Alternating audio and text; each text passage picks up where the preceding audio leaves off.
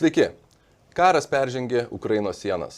Nuo raketų smūgio Lenkijos pasienyje žuvo 2 žmonės. Apie karo eigą ir Baltijos šalių saugumo situaciją šiandien kalbuosi su JAV atsargos generolu majoru Johnu Gronskiu. Jis yra buvęs JAV sausumos pajėgų Europoje vado pavaduotojas. Mr. Gronsky, thank you so much for being here. My pleasure. I would like to start with the latest developments, tragic developments in the border town in Poland, where a deadly missile strike killed 2 people. What impact this incident could have for the further course of the war? Yeah, well, I mean, obviously, one of the dangers of that happening is escalation. I mean, certainly the United States, NATO, I don't think anyone wants to see things escalate any more than they are. There's an investigation occurring right now to really determine where the missile originated from, and pending that investigation, I think everybody really needs to try to stay as calm as they could. What do you think would be the proper NATO response to that? Well, I think it all depends on the investigation and where it originated at. I think regardless, the Russians are responsible either way. I mean, obviously, an unprovoked attack into Ukraine, which has caused that. I mean, if it did originate from the Ukrainians, I believe the cause is still directly attributed to Russia and their unprovoked aggression. I think the NATO response just has to be very measured, and I think everybody has to be careful at this time. Ukrainians have repeated their call, their wish for what they say to close the sky over Ukraine, where Russia continues its barbaric bombardment with over 100 missiles yesterday. Please explain to our viewers, as a retired general, what would it mean in military terms to close the sky? It would mean a lot. It would mean not only airframes flying over the country. You would need all kinds of resources on the ground as well. You would need air missile defense systems. You would need the capability to go in and rescue downed pilots if in case an aircraft got shot down. So it's really a joint effort to close those skies. It's not simply having airplanes patrol over the skies. It takes a total air and ground and possibly even effort from the Black Sea in order to do that properly. Mm-hmm. Taking into account the numbers that Ukraine General Staff reports about the numbers of drones and missiles that they shot down, how would you describe the current effectiveness of Ukrainian air shield? I think they're doing very well. It's good to see that many NATO countries have provided Ukraine some of the assets that they need, and I think for the quick training that they've been getting on these systems, they've been doing extremely well. Now, of course, unfortunately, Russian missiles do get through. And the other unfortunate thing is Russia is targeting civilian areas. So it's really tragic what is occurring in that country. But I think from the Ukrainians themselves, I think they're being relatively effective in this situation. Can Russians continue it indefinitely on this scale? Well, again, I think the sanctions are assisting to the degree that Russia is having a harder time rearming themselves. They're relying on some other countries to help them. Obviously, the drones that they got from Iran. There's some reports that North Korea may have sent them munitions. But I think at some point, they're going to continue to struggle with rearming themselves the longer this thing goes on.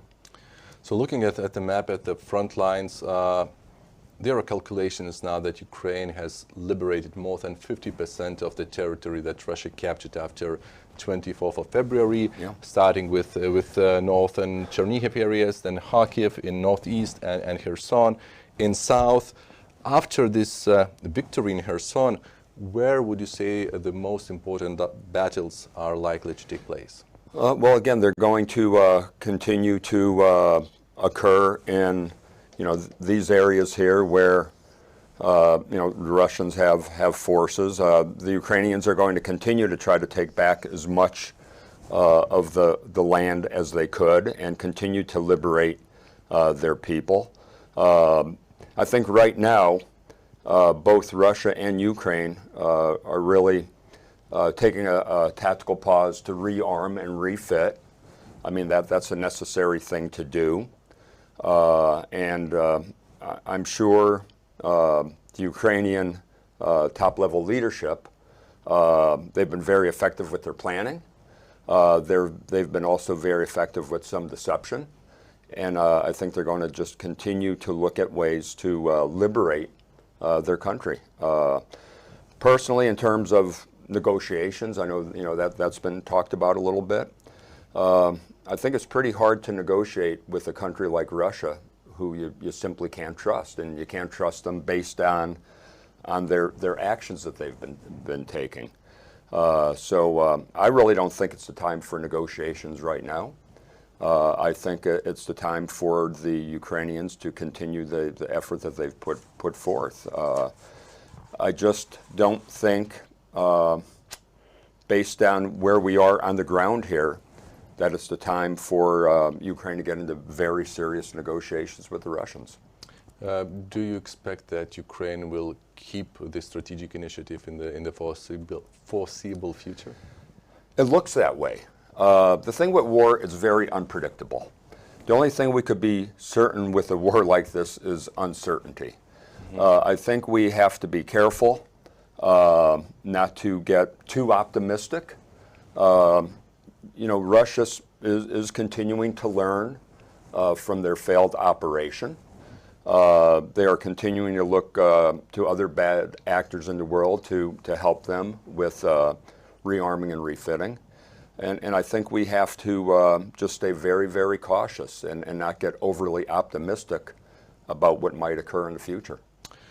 After the liberation of the western side of Dnipro River, one of the important aspects is that probably Crimea is reachable for Ukrainian artillery, and Ukraine gets to the gateway to Crimea.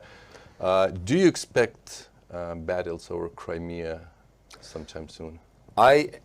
Personally, I am hoping that Ukraine will be able to reclaim Crimea.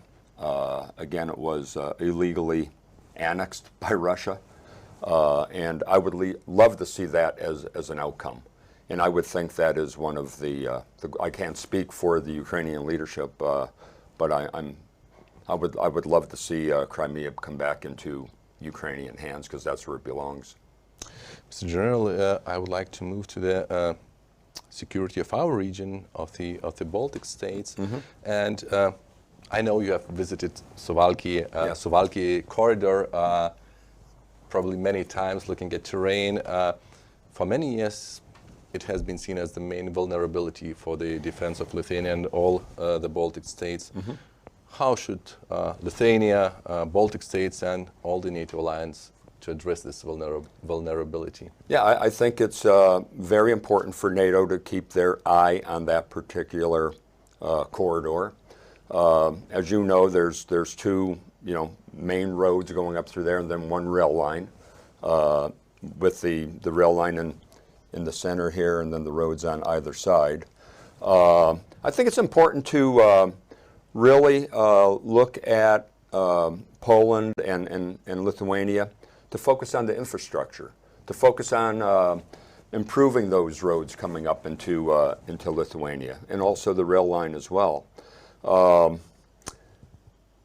The other thing that's promising is Lithuania and Poland have a very good relationship, and I know they're doing combined exercises in that area. I think that's very important. I know Germany is getting more involved in Lithuania now.